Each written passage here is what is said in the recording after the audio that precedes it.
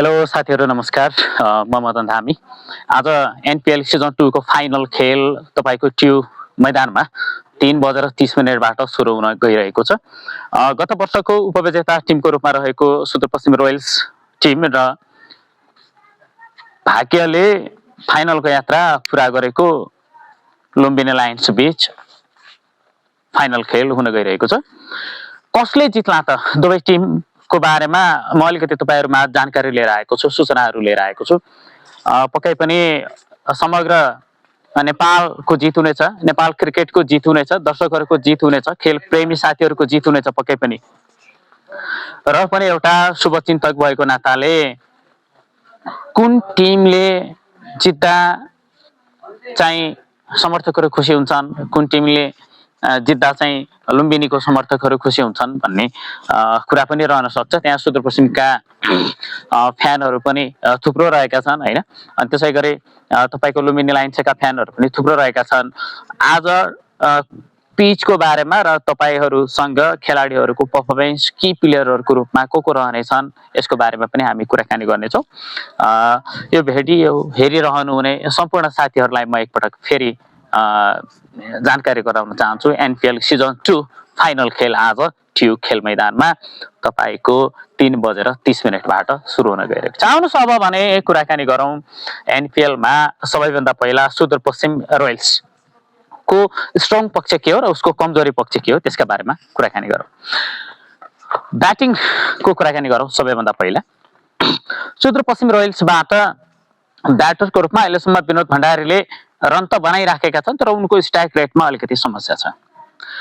हुन सक्छ विनोद भण्डारीलाई टिम म्यानेजमेन्टले, कोचले, क्याप्टेनले चाहिँ तपाईलाई सम्हालिएर तपाईले खेल्नुपर्छ अन्तिम समयसम्म भन्ने त्यो जिम्मेवारी पनि दिएको हुन सक्छ। टिम सिचुएसन अनुसार विनोद भण्डारीले खेलिराखेका छन् र आजको खेलमा पनि विनोद भण्डारीबाट सुदूरपश्चिमले निकै अपेक्षा गरेको छ। एक छोर सम्हालेर राम्रो रन गतिमा, राम्रो स्ट्राइक रेटमा चाहिँ रन बनाउनु पर्ने आवश्यकता रहेको छ। विनोद भण्डारी चल्न र अथवा विनोद भण्डारीले रन बनाउन निकै जरुरी छ। अब विनोद भण्डारीसँग तपाईको ओपनरको रूपमा मुख्तार अहमद आउन सक्छन्, पाकिस्तानी खेलाडी, पाकिस्तानको नेशनल टिमबाट खेलिसकेका खेलाडी हुन् मुख्तार तपाईको अहमद। उनले पनि रन बनाउन जरुरी छ किनकि नकआउट म्याच हो, फाइनल म्याच हो। जित्ने टोली विजेता हुन्छ, हार्ने टोली उपविजेतामै रहन सक्छ।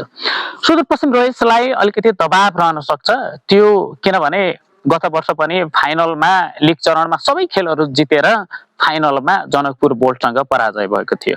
अलिकति यहाँ दबाव भने सुदूरपश्चिम रोयल्सलाई रहनेछ किनभने लिग चरणमा पनि उले राम्रो गर्दै आएको थियो। विराटनगरसँगको एउटा खेल बाहेक सबै खेलहरूमा राम्रो प्रदर्शन गरेको छ। जहाँ ब्याट्सम्यान चलेका छैनन् त्यहाँ बलर चलेका छन्, बलर नचलेको दिन ब्याट्सम्यान चलेको छ, फिल्डिङ राम्रो भइराखेको छ, सबै कुराहरू ओभरअल ठीक छ। अब ब्याटिङ त्यसपछि कुराकानी गर्नुपर्दाखेरि तपाईको ईशान पाण्डेले एक म्याच बाहेक अन्य म्याचमा रन बनाउन निकै सङ्घर्ष गरिराखेका छन्। ईशान पाण्डेको ब्याटबाट पनि कम्तीमा पनि तपाईको 30 देखि 40 रन जुन तपाईको 150 को स्ट्राइक रेटमा चाहिँ रन निस्किन जरुरी छ ईशान पाण्डे हैन। त्यसैगरी तपाईको आज प्लेइङ 11 मा परिवर्तन हुन्छ या हुँदैन त्यसबारे चाहिँ हामी केही भन्न सक्ने अवस्थामा छैनौं हैन। अनि आरिफ शेखले जुन निकै राम्रो रन बनाइराखेका छन् सिचुएसन अनुसार हैन, त्यो चाहिँ एउटा क्लासिकल ब्याट्सम्यान पनि छन्, कन्डिसन अनुसार उनले सिंगल डबल पनि निकाल्न सक्छन् हैन। अर्को तर्फ भने के छ भने आवश्यक परेको बेला उनले ठूला शट पनि खेल्न सक्छन्। खासमा तपाईको एक दिवसीय क्रिकेटका लागि परिचित भए पनि उनले चाहिँ टी20 मा पनि न्याय गर्न सकिराखेका छन् सुदूरपश्चिम रोयल्सलाई। उनले पनि रन बनाउन जरुरी छ। अब कुरा गरौँ क्याप्टेन टाइगर दिपेनसिंह एरी। दिपेनसिंह एरीको कुराकानी गर्नुपर्दाखेरि अहिलेसम्म टिमलाई जुन फिनिशिङ टच दिनुपर्ने हो, फिनिशिङको जुन रोल थियो उनको, त्यो रोललाई केही हदसम्म न्याय गर्न सकिराखेका छैनन्। दिपेनसिंह एरीले आज निकै जिम्मेवारी पूर्ण तरिकाले ब्याटिङ गर्न जरुरी छ। दिपेनसिंह एरीले आज अन्तिम ओभरहरुमा तपाईको एज अ लिडरको रूपमा चाहिँ ब्याटिङ गर्न जरुरी छ। क्रेजमा रहिरहेर एउटा खेलमा जुन हरमित सिंहसँग उनले जुन पार्टनरसिप गरे होइन, इनिङलाई जुन सम्हाले, त्यसरी आज पनि उनले सम्हाल्न जरुरी छ। र एक्स फ्याक्टरको रूपमा हरमित सिंह छन्। एउटा खेलमा निकै राम्रो ब्याटिङ गरेका थिए, आज पनि हरमित सिंहको ब्याटबाट रन निस्कन जरुरी छ, किनकि फाइनल खेल हो, दबाव हुने गर्दछ। पक्कै पनि गत वर्षको उपविजेता हरमित सिंहको कुराकानी गर्दै थियौँ। हरमित सिंहले पनि रन बनाउन जरुरी छ। उनले रन बनायो भने तपाईँको 180-95 को स्ट्राइक रेटमा रन बनाउने गर्छन् हरमित सिंह। तपाईँको दिपेन सिंह एरी, आरिफ शेख, तपाईँको मुख्तार अहमद होइन, अनि तपाईँको भर्खरै चाहिँ तपाईँको इन्डियाबाट अहिले आएका खेलाडीहरू तपाईँको सेल्डन ज्याक्सन जुन छन्, उनले पनि रन बनाउन जरुरी छ। आइपिएल खेलिसकेका निकै अनुभवी चर्चित खेलाडी हुन् होइन। अघिल्लो म्याचमा पनि अलिकति त्यो इन्टेन्सन देखाएका थिए रन बनाउने। आज पनि दुईटा जुन विदेशी ब्याटरहरू छन्, क्रिस लिन र जोस ब्राउनको ठाउँमा खेलिराखेका ब्याटरहरू छन्, उनले चाहिँ आज यदि सुदूरपश्चिम रोयल्स जित्ने हो भने रन बनाउन जरुरी छ, नत्र जे पनि हुन सक्छ। क्रिकेट हो, खेल हो, क्रिकेटलाई अनिश्चितताको खेल भन्ने गर्छौँ होइन। विराटनगरसँग अस्ति 135 रनमा रोकेको थियो यो लुम्बिनी लायन्सले, विराटनगरले लुम्बिनी लायन्सलाई।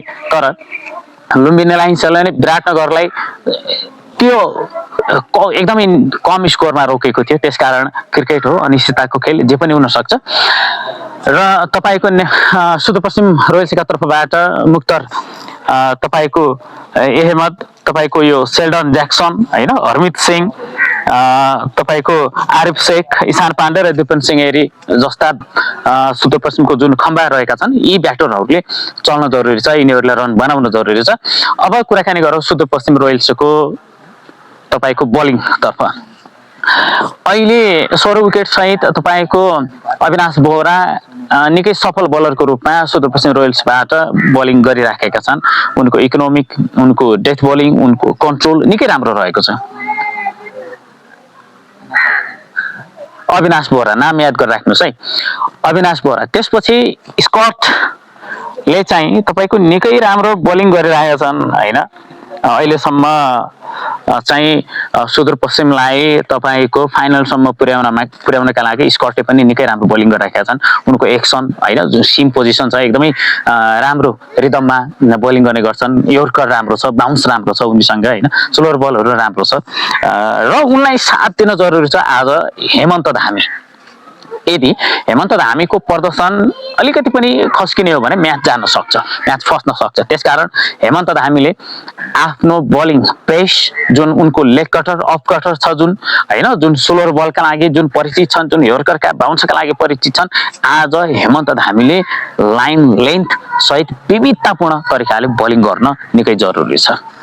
अविनाश बोहरा, स्कट र हेमन्त धामी, तीनजना फास्ट बलरहरूले निकै सुझबुझपूर्ण तरिकाले बलिङ गर्न जरुरी छ। त्यसै गरी अब स्पिनरको रूपमा हरमित सिंह छँदैछन् होइन। उनलाई अब आज मिलन बोहरा खेल्छ या खेल्दैनन् त्यो सम्भावना छैन, तर एउटा ब्याटरको रूपमा खेल्नेछन् र उनले पार्ट टाइम स्पिन पनि बलिङ गर्ने गर्छन्। त्यसकारण पनि तपाईँको मिलन बोहराले यदि चान्स पायो भने उनले कम्तीमा पनि 2 देखि 3 ओभरसम्म बलिङ गर्ने सम्भावना रहन्छ। दिपेन सिंह एरी, हरमित सिंह र तपाईँको आवश्यक परेको ठाउँमा ईशान पाण्डेले पनि बलिङ गर्छन्। 3 जना बोलर, हेमन्त धामी, स्कट र अविनाश बोहरा 3 जना, हरमित सिंह 4, दिपेन सिंह एरी 5 जना। र थप कसैको स्पेल बिग्रेछ भने बलिङ, त्यसमा चाहिँ तपाईँको ईशान पाण्डे र मिलन बोहराले त्यो ब्याकअप गर्न सक्छन् त्यो बलिङमा। अब कुराकानी गरौँ लुम्बिनी लायन्सबाट हामीलाई कुन कुन खेलाडीहरूबाट थ्रेट छ त होइन, कुन कुन खेलाडीहरूलाई रोक्न पर्ने छ त भन्दाखेरि डार्सी सट यो चाहिँ निकै खतरनाक प्लेयर होइन, अस्ट्रेलियन प्लेयर। यिनले चाहिँ क्रिजमा रहिराख्यो भने सुदूरपश्चिमको सपना यसपालि पनि अधुरै रहन सक्छ। त्यसै गरी निरोसन डिकवाला, श्रीलङ्कन प्लेयर, यिनले पनि निकै राम्रो खेल खेल्ने गर्छन्, अनुभवी खेलाडी हुन्, अन्तर्राष्ट्रिय क्रिकेटर हुन्। यदि उनको आज दिन छ भने सुदूरपश्चिम रोयल्स लाई जितबाट टाढा पुर्याउन सक्छन्। त्यसकारण संयमित भएर धैर्यतापूर्वक बलिङ गर्न जरुरी छ यी खेलाडीहरूलाई। त्यसै गरी जे स्मिथ भइहाल्यो, दिलीप नाथ, तपाईँको रोहित पौडेल क्याप्टेन है, उनले सुस्तो तरिकाले खेल्छन् तर बिस्तारै इनिङ बढाउँदै लगिराखेका हुन्छन्। रोहित पौडेलको विकेट, तपाईँको यो सर्टको विकेट, त्यसै गरी यो डिकवालाको विकेट चाहिँ बेलैमा निकाल्न जरुरी छ सुदूरपश्चिमी रोयल्सले। त्यसै गरी सन्दीप जोरा है, याद गरेर राख्नु, सन्दीप जोरा अहिलेसम्म चल्या छैन, सम्भवतः आजकै लागि पनि अहिलेसम्म नचल्या हुन सक्छन्। सन्दीप जोरा निकै हार्ड हिटर ब्याटर हो नेपालका लागि। उनले क्रिजमा रह्यो भने तपाईँको 20 बल मात्रै खेल्यो भने पनि उनले 50 रन बनाउन सक्छन्। त्यसकारण ठुलो खतराको रूपमा सन्दीप जोरा छन्। अहिलेसम्म हामीले खेल नदेखे मात्र हो, उनले रन बनाउन नसके मात्र हो, के थाहा आज पो दिन्छ कि हैन। त्यसकारण सुदूरपश्चिमी रोयल्सले सन्दीप जोराको लागि पनि विशेष प्लान बनाउन जरुरी छ। त्यसै गरी तिलक भण्डारी चाहिँ तपाईँको स्पिनरको रूपमा आउन सक्छन् हैन। अब एक्स फ्याक्टर तपाईँको सुदूरपश्चिमका लागि कोही थ्रेट हुन्छ बलिङमा भने Shermalla. Remember the name Shermalla दोटिका। यी शेरमल्ल सुदूरपश्चिमका भए पनि तपाईँको लुम्बिनी लाइन्सबाट खेलिरहेका छन्। अघिल्लो वर्ष जनकपुर बोल्ट्सबाट पनि खेलेका थिए फाइनल हैन। उनको लक्की चाम पनि छ, सम्भवतः सुदूरपश्चिम रोयल्सका लागि तगारो बन्न सक्छन्।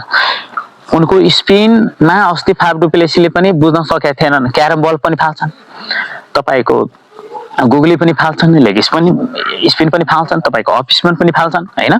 त्यसकारण सुदूरपश्चिमले यदि जित्ने हो भने शेरमल्ललाई पनि विशेष निगरानीका साथ खेल्न जरुरी छ। साथीहरू, सुदूरपश्चिम रोयल्सले जिते पनि ठिक छ, तपाईँको लुम्बिनी लायन्सले जिते पनि ठिक छ, तर एउटा कुरा चाहिँ के हो भने समग्र क्रिकेटले जित्नु पर्यो, समग्र खेल प्रेमी साथीहरूले जित्नु पर्यो, समग्र नेपालीहरूको जित हुनेछ। जेनजी आन्दोलन पश्चात एक किसिमको नैराश्यता छाएको थियो, त्यो नैराश्यतालाई केही हदसम्म पनि तपाईँको एनपिएल सिजन 2 ले धेरै मलम लगाएको छ, देशलाई एक ढिक्का बनाएको छ, सबै एकजुट भएका छन्। यसलाई हामी निकै राम्रो कुराको रूपमा लिन सक्छौँ, निकै राम्रो पक्षको रूपमा लिन सक्छौँ। 3:30 बजेबाट खेल हुँदैछ। सम्पूर्ण दर्शक महानुभावहरू जसले टिकट काट्नु भएको छ उहाँहरू मैदानमा पुगिसक्नु भएको छ हैन। 2 बजेर अहिले 53 मिनेट भइरहेको छ। 3:30 बजेबाट खेल, लगभग मैदान अहिले भरिसकेको छ। फाइनल खेल हो, समग्र क्रिकेटको जित होस्, खेलाडीहरूले उत्कृष्ट प्रदर्शन गर्नेले कार पाउनेछन् हैन।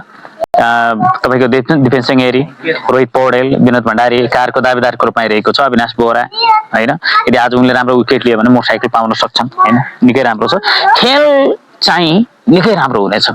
मेहनतले फाइनल पुगेको तपाईँको सुदूरपश्चिम र लक्कीले फाइनल पुगेको लुम्बिनी लायन्स बीच 3:30 बजेबाट हुनेछ।